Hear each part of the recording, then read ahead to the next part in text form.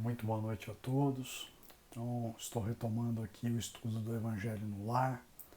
A lição de hoje, ainda no capítulo 4, Ressurreição e Reencarnação. Então, antes de iniciar a leitura e a interpretação do texto, vou fazer aqui a elevação. A elevação de hoje, segunda-feira, é a prece pelos que se encontram adoentados. Então, peço a todos que estiverem em casa, se possível, que façam as suas orações, vibrando muita paz, luz e amor para os nossos irmãos que se encontram em leitos de dor, sobretudo em razão dessa pandemia. Vamos lá. E vamos então nos conectar nesse momento ao nosso anjo da guarda, nosso amigo querido de todas as horas, a quem pedimos que nos acompanhe, nos auxilie e nos guie os passos.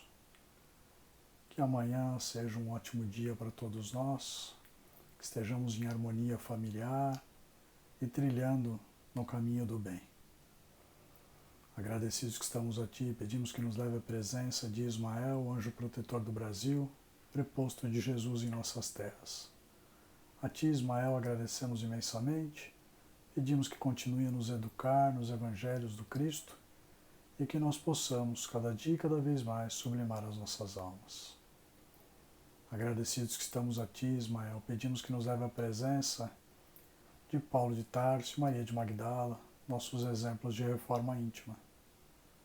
E a vocês, amigos, pedimos que nos inspirem na prática do bem, do amor ao próximo, da caridade, que nós possamos deixar de lado as nossas más tendências, as nossas más inclinações, nos inspirando na prática do bem e do amor ao próximo.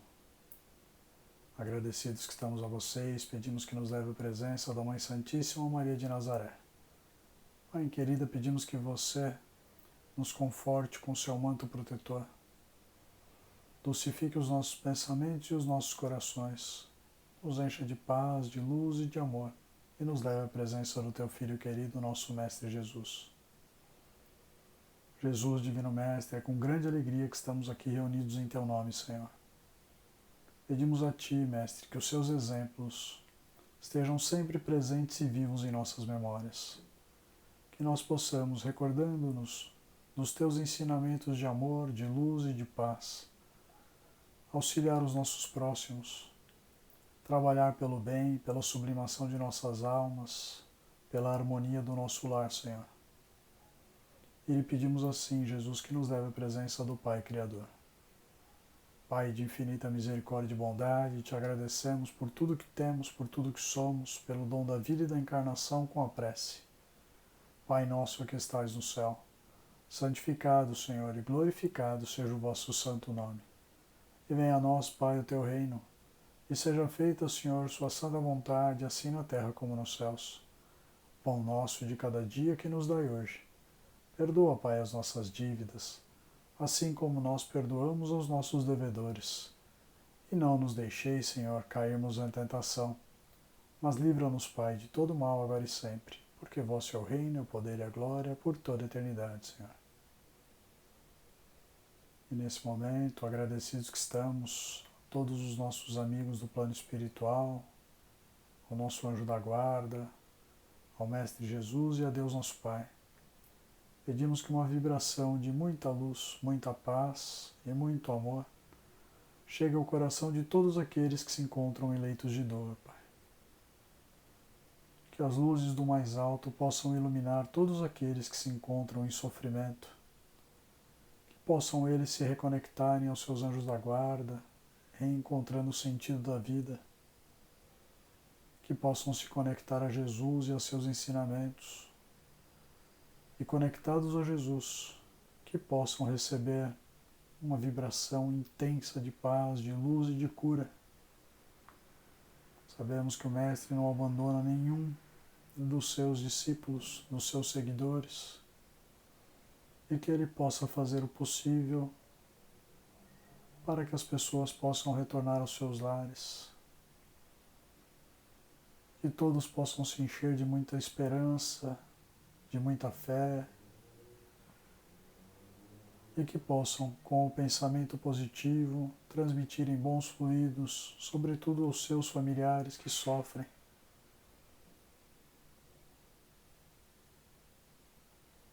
Que nós possamos, Pai, pelo poder da oração, nos auxiliarmos mutuamente, sobretudo aqueles que estão mais necessitados. De modo, Senhor, que pedimos licença, então, para fazermos a leitura do Evangelho no lar, rogando a Ti muita compreensão, Pai. Graças a Deus e graças a Jesus.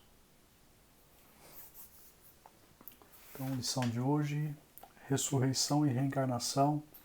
A lição ela é bem longa, então eu vou ler um pedaço pequeno, fazer a interpretação dela e em breve dar continuidade na lição.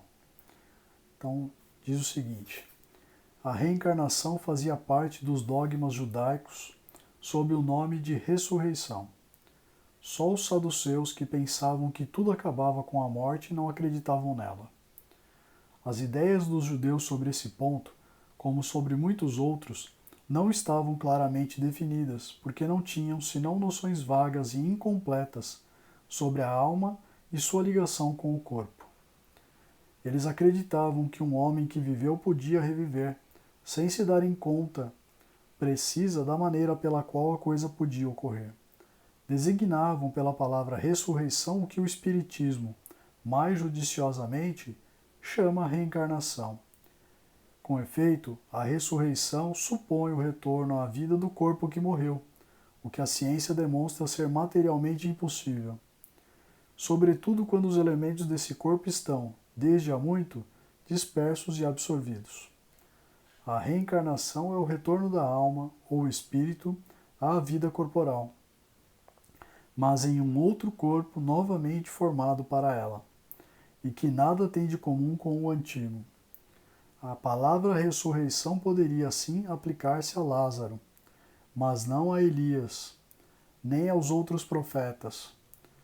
Se, pois, segundo sua crença, João Batista era Elias, o corpo de João não podia ser o de Elias, uma vez que se tinha visto João criança, e se conheciam seu pai e sua mãe. João podia, pois, ser Elias reencarnado, mas não ressuscitado. Ora, havia um homem entre os fariseus chamado Nicodemos, senador dos judeus, que foi à noite encontrar Jesus e lhe disse: Mestre, sabemos que viestes da parte de Deus para nos instruir como um doutor, porque ninguém poderia fazer os milagres que fazeis se Deus não estivesse com ele. Jesus lhe respondeu: em verdade vos digo, ninguém pode ver o reino de Deus se não nascer de novo. Nicodemos lhe disse: como pode nascer um homem que já está velho? Pode ele reentrar no ventre de sua mãe para nascer uma segunda vez? Jesus lhe respondeu: em verdade vos digo, se um homem não renascer da água e do Espírito, não pode entrar no reino de Deus. O que é nascido da carne é carne, e o que é nascido do Espírito é Espírito.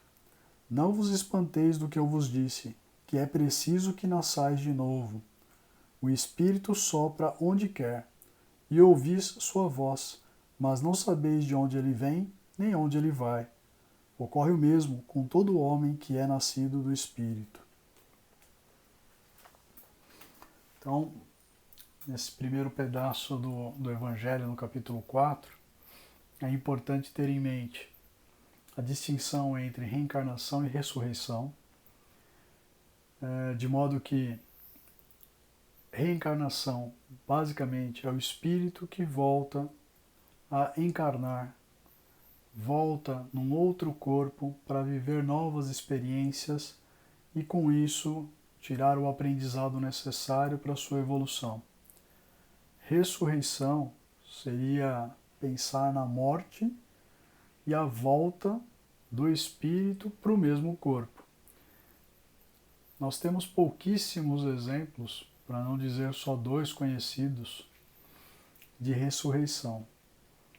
Ressurreição, a primeira nós temos o conhecimento de Lázaro, que conta a história que morreu e quando Jesus chegou até ele, O povo chorava, ele já estava praticamente não enterrado porque eles não tinham o hábito de enterrar, mas dentro de uma caverna, com a entrada dessa caverna fechada, Jesus pede para que seja aberta a caverna e traz Lázaro de volta à vida.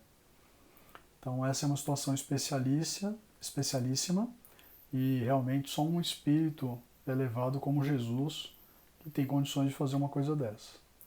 E o segundo exemplo, mais conhecido de todos, do próprio Jesus, que dizem que ressuscitou e se mostrou depois para Maria Madalena no primeiro momento e depois para os seus discípulos, provando que a vida continuava.